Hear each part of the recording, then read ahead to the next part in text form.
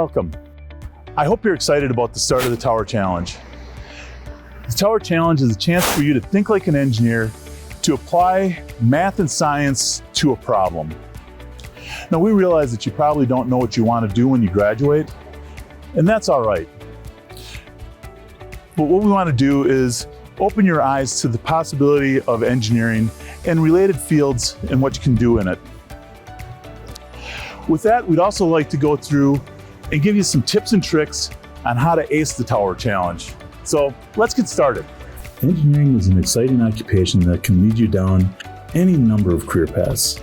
At Ayres, our team includes transportation engineers, environmental engineers, water resource engineers, construction engineers, structural engineers, mechanical, electrical, plumbing engineers.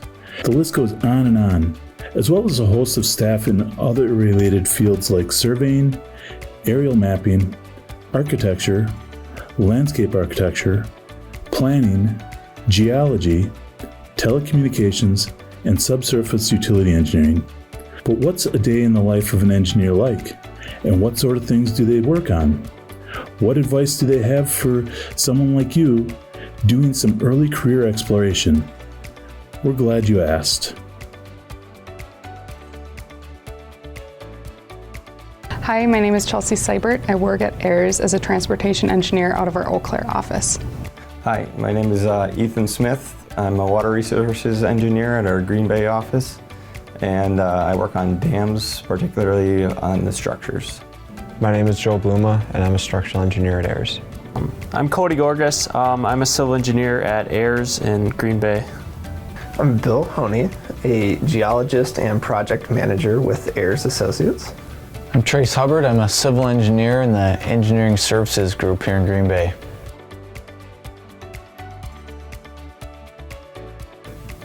A typical day for me is working on line work and surface grading on transportation projects.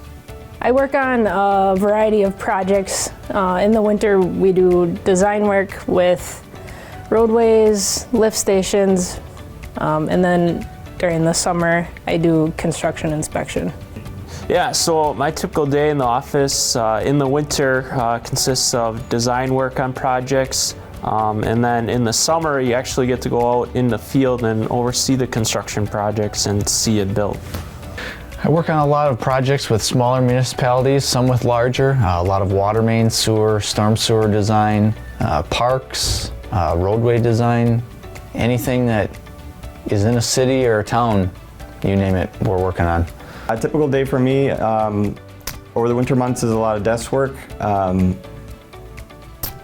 doing a lot of different CAD modeling, calculations on the structures, but also getting into smaller details depending on each site. Over the summer months, we spend a good amount of time out in the field, viewing existing dams, writing up reports for them. It's a good combination of all these different things.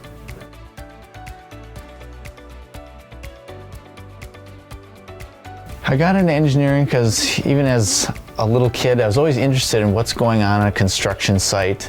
What are they doing there? You know, what's happening? What's new? What's going in the ground? What are they building? And I thought it'd be interesting. Well, why not be one of the people that designs what's going on there? I got into civil engineering because you get to use your creativity every day and come up with innovative solutions that make a difference in the world. As a kid, I was always pretty good at math, but I also loved history. The ancient civilizations, Greek and Roman, always kind of intrigued me. Being a civil engineer, you're basically creating a civilization, so it was always a dream of mine to get involved in that, and I love it. I love the variety and being able to solve problems in my community.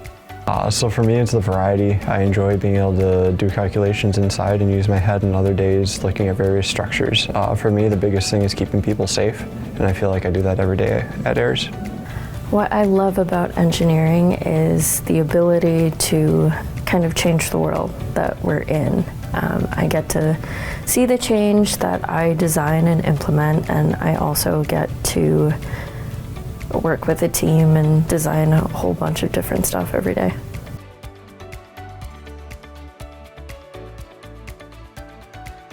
The most memorable project that I'm working on in Green Bay area is the Brilliant Ironworks. It was an old iron foundry from the late 1800s. It closed down, and we're working to help clean up the property so that it can be redeveloped for reuse. One of my favorite parts and the coolest projects that I've worked on, I'll always remember my first project that I was by myself on, and it was the Kewaunee County E Bridge. And it was really interesting, 20 feet tall over the Anape State Trail. Just watching it go from removing the old bridge to building the new one was a lot of fun. One memorable project is one I'm currently working on.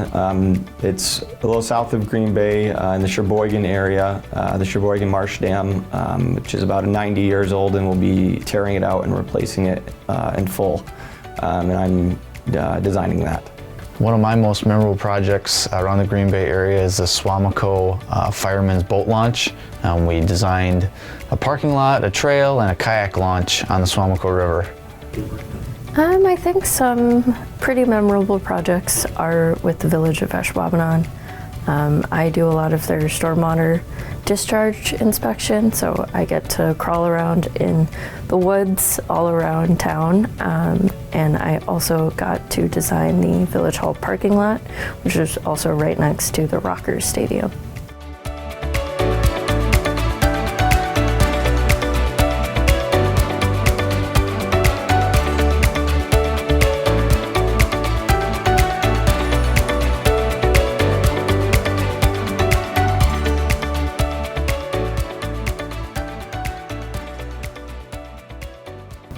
One piece of advice I would have is to be exact in your measurements.